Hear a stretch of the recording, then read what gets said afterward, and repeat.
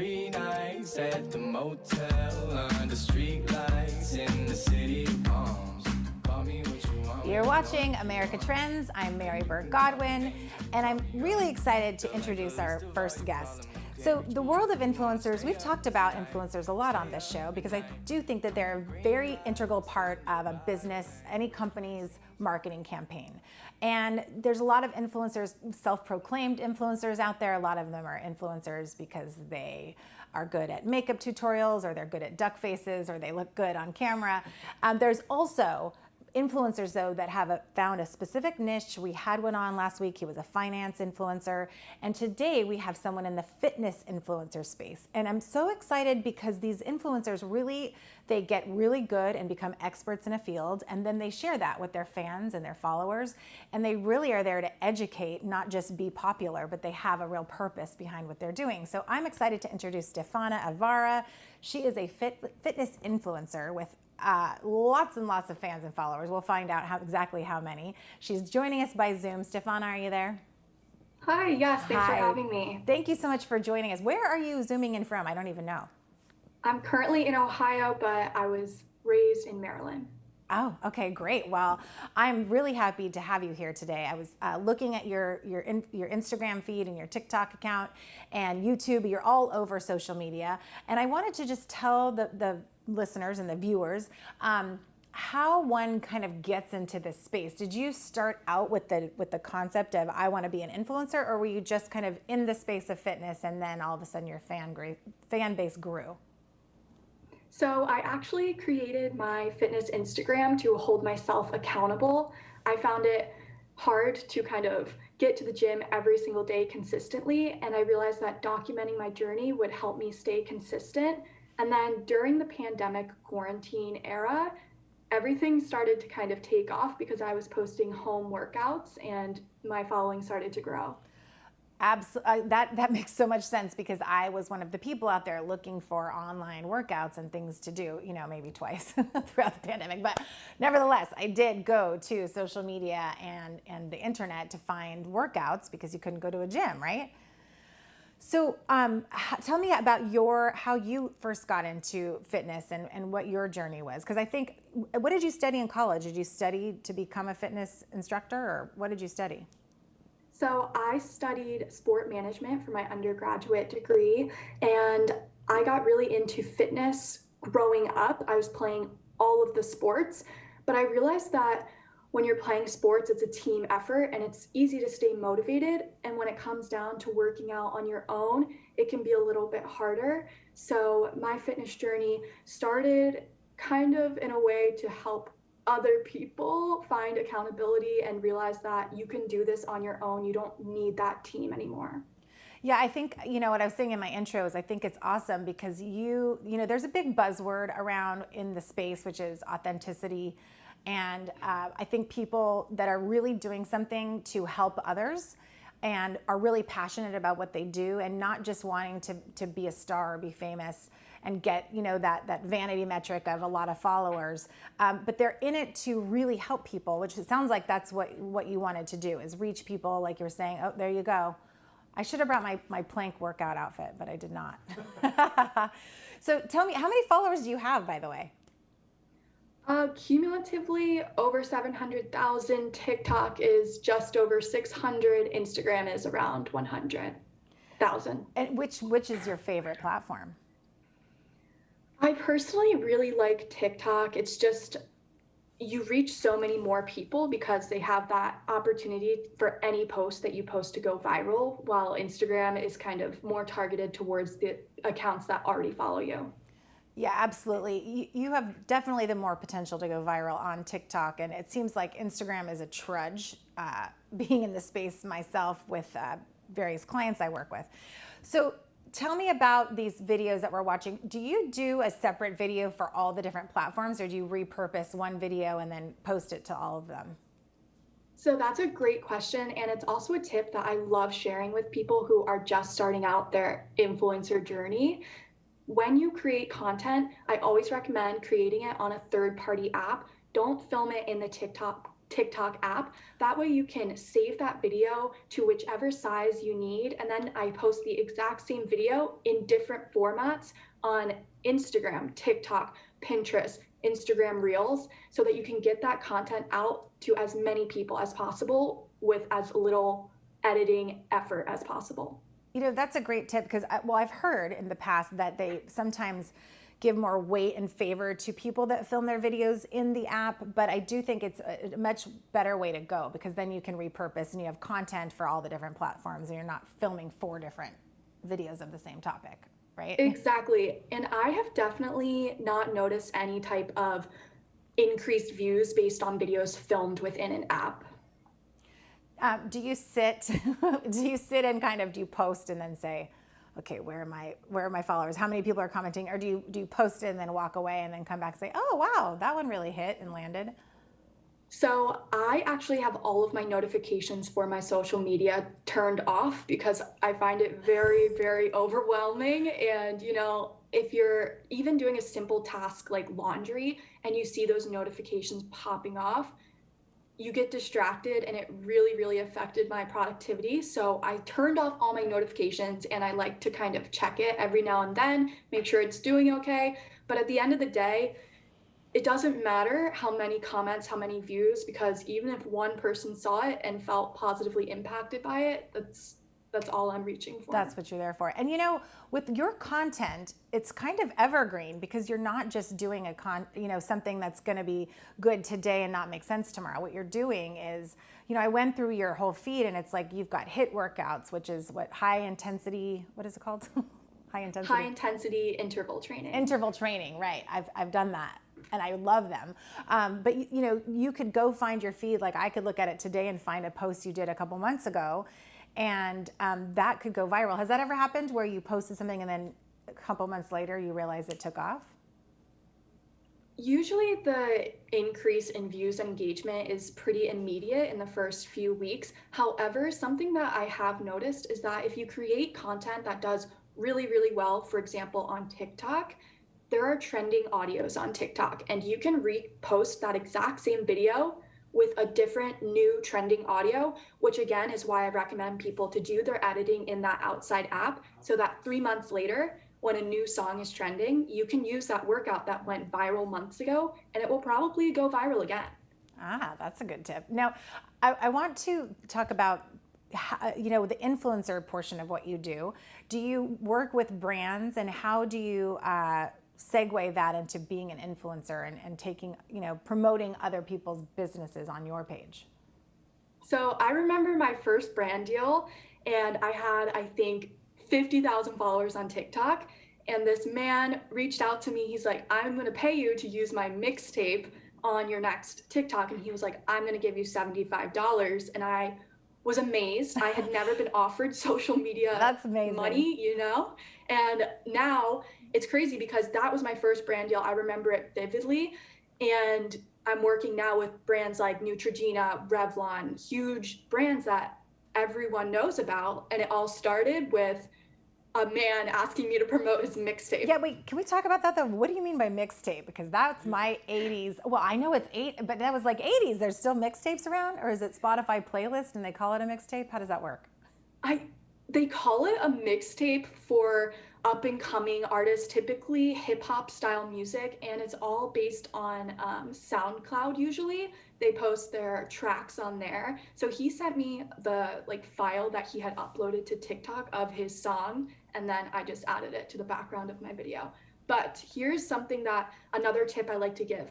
Back then, I had no idea that videos can go viral and those brands are going to gain, or that person is going to gain a lot more visibility than $75 worth. So I always advise my friends to kind of add in a virality clause into the contracts that they have with brands, because you don't know if a brand is paying you and your video gets millions and millions of views, you're pretty much out of luck. Well, that's a really great tip. So if you add in there, here's your base fee, but if it goes up above a certain amount of views or following, likes or whatever, comments, then you get XYZ dollars after that. Exactly. Wow. And that's a tip that not a lot of influencers really know about, because it can be uncomfortable to negotiate brand deals, especially as an influencer. You know, you're questioning, are these people really taking me that seriously? But at the end of the day, you are their number one marketing source. You have to be able to brand yourself. Yeah, speaking of branding yourself, I want to talk about that after the break and talk about, also I noticed one thing on your feed, which is you talk about, body positivity, which is a big thing for men and women out there right now in this space. And I'm raising two young teens that, are on Instagram and TikTok all the time. So I really want to talk about that after the break. Quickly, where can we find you? What's your handle? Because you also have your Defining Fitness is your handle, right? Yeah, so you can find me on Instagram and TikTok. Both usernames are defining period fitness. Defining period fitness. Okay, great. We're gonna keep you, stick around after the break. And you can find us on social media, America Trends TV on Instagram, Facebook, Twitter. We're just starting a TikTok. We are like maybe one follower. I don't know where we're at, but I haven't even done any videos yet. So stick around for more America Trends.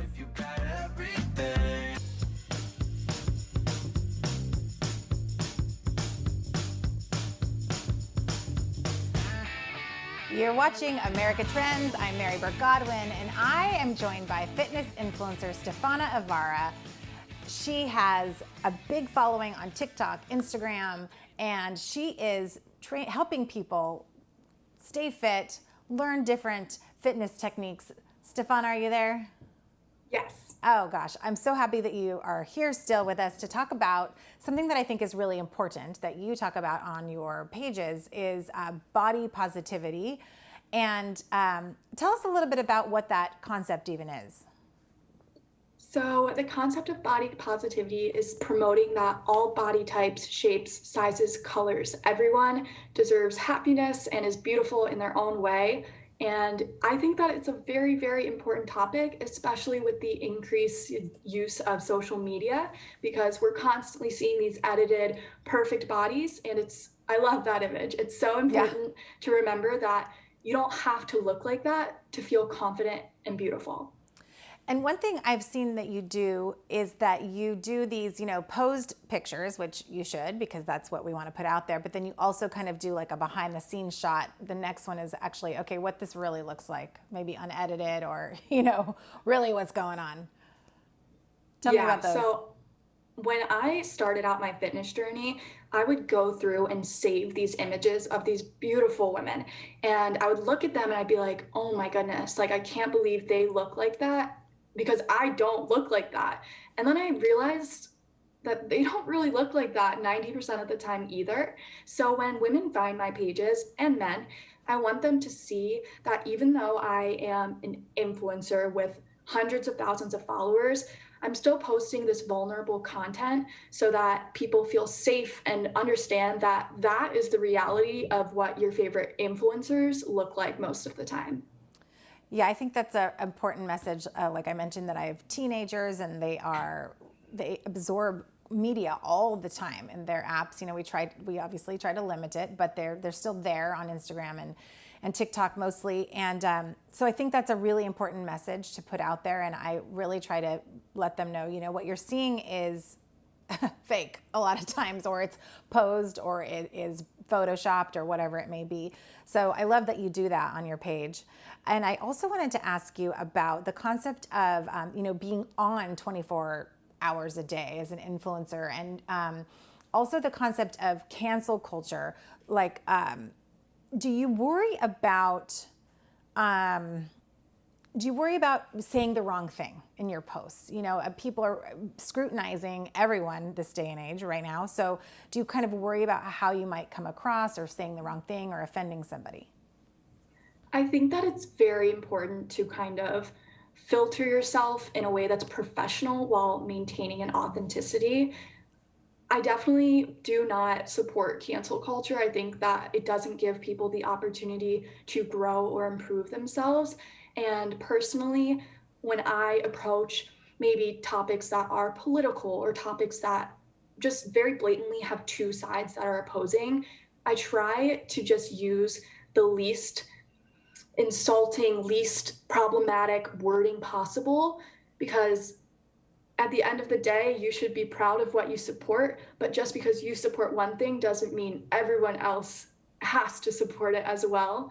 And I think that with cancel culture, it really doesn't give people an opportunity to educate themselves further. Yeah, I agree. I mean, I think that we need to have accountability, but we also need to have a dialogue about whatever's going on. And a lot of people are just offended by something, whereas it's not necessarily somebody really hurting somebody, right? But you mentioned political things, and I don't want to get political here in this situation, but do you talk about that on your pages openly? And, you know, or do you kind of walk a fine line there with what you talk about on your feeds? I personally promote causes that I support personally. I provide resources to educate people. That's something that I think is important as an influencer. If you're going to say something, if you're going to say that you support something instead of something else, educate your followers, explain why you feel like that. Don't just say it and let people draw their own conclusions. Yeah, I love that. And speaking about educating your followers, that is something that you do really well because you are talking about health. Do you talk about nutrition as well? I am not a nutritionist or a dietitian, so I'm very open with the people who follow me that I cannot create meal plans for them. I do share recipes and foods that have helped me and different supplements that I take, but I always preface it by letting them know that I'm not a nutritionist or a dietitian. And if someone out there is offering you these nutritional services that doesn't have those qualifications, they should definitely be a little bit careful. Yeah, you know, well, that makes me think, how do brands know when an influencer is legit and when an influencer really has the following that they say and is authentic? I think that nowadays it's getting a little bit more tricky, you know? Like you can go online and purchase these bot followers. But I think that when brands look for people to work with and accounts to work with, they're checking for that engagement, and you can tell if it's not real engagement, which is why I think that I've had so many brand deals reaching out to me because my engagement is authentic and I connect with the women who support me. And do you always reply? Because that's one thing I tell brands all the time is they also need to be listening and not just posting. And when people comment on their posts, to then come back and engage with those. That's one of the biggest things that's going to get your algorithm going and get followers engaged is creating the know, like, and trust factor and then coming and engaging with the people that are commenting. Yeah, it's definitely important to respond to the people who are supporting you. I feel like growing up, I would comment on my favorite influencers' posts and it just felt like a shot in the dark. It was like, oh, they're never going to see this. And so the women who follow me, they can pretty much guarantee that they're going to be seen, they're going to be responded to. And recently I've also created kind of like a defining fitness only Snapchat account where my followers can interact with me on a very personal level. They can literally Snapchat me. I respond to every single person. And some of them are just sending me pictures of their prom dresses or asking for fitness advice. But doing that creates those authentic relationships with the people who are supporting me. And I would spend 100 hours a day if there was that many responding to these people because without them, I would literally not have an account. Yeah. Now, tell us about, you have a leisure wear company, Athleisure, is that what it's called? Yeah, so later this summer, I will be releasing an athleisure company. So basically, it's athletic wear that can double as streetwear or going out clothes per se. And I'm really, really excited about it. And this shirt I'm wearing right now is actually one of the pieces. So you can work out in it and then put a little deodorant on and then hit the clubs. Exactly. What's it called? The idea. It's going to be Defining Active. Defining Active. Defining Active, yes. And your pages are Defining Fitness, and then you've got Defining Active.